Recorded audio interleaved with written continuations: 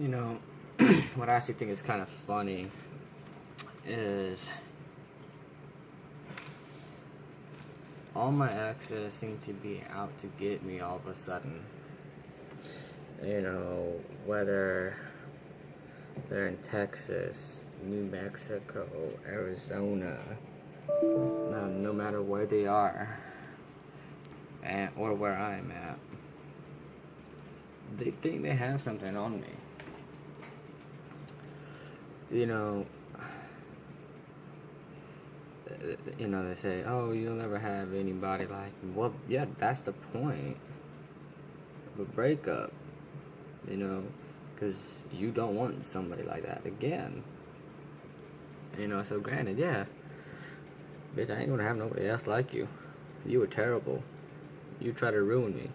I want somebody that's gonna lift me up. That's gonna support my decisions. Who will help me make decisions. Who's not gonna control me like you did.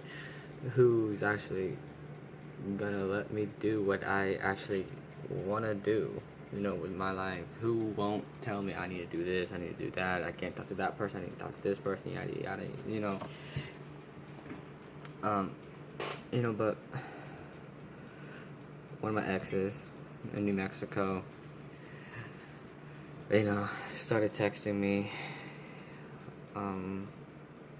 saying that, it's a completely different person, that I got this one girl pregnant, yada yada yada.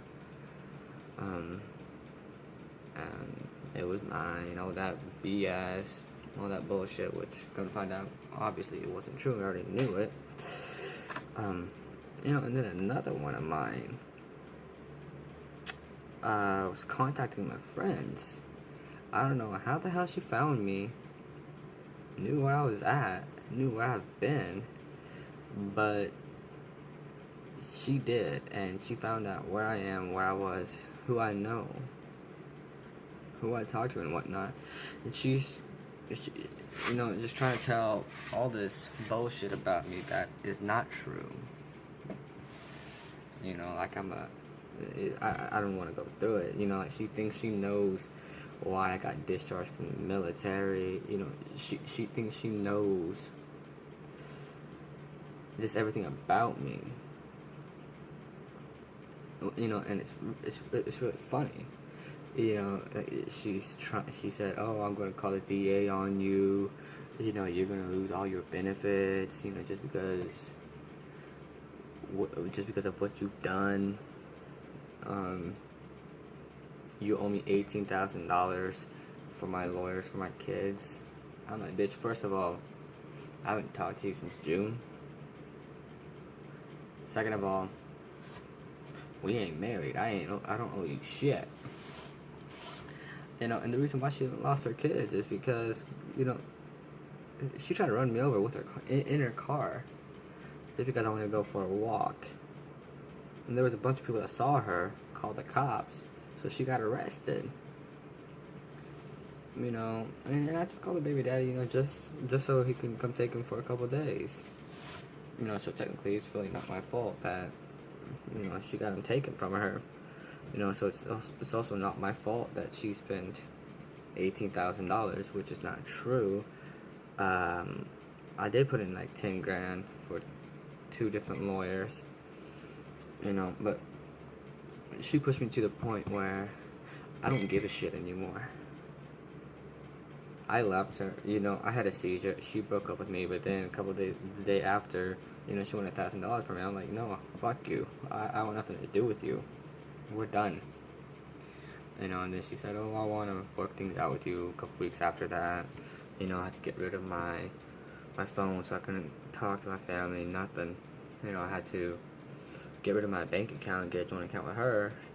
And then I had to get rid of my VA pension, when that was the only source of income that we had. I just laughed, turned around, walked away, never looked back. I haven't been, and I haven't been any happier, because I've been doing what I want to do, living my life the way I want to live it, talking to who I want to talk to, going to where I want to go, having a stress-free, word-free life. No drama involved. You know, 3 weeks ago, 3 weeks and 1 day ago, you know, I dropped everything, got on a Greyhound bus. I came down. I came up here to New York. You know, and honestly, that's probably the best, the smartest choice I've made in the past few years. Honestly, you know, and it makes me feel so good. You know, because I know she cannot touch me. She cannot. Actually, nobody can. Unless I let you.